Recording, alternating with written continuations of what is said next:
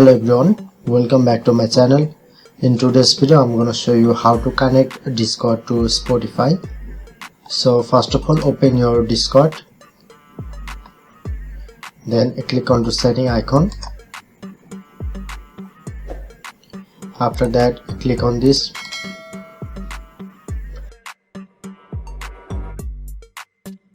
Now shown here to all social site, simply select Spotify. Now shown here to this dashboard, type your email or username by Spotify.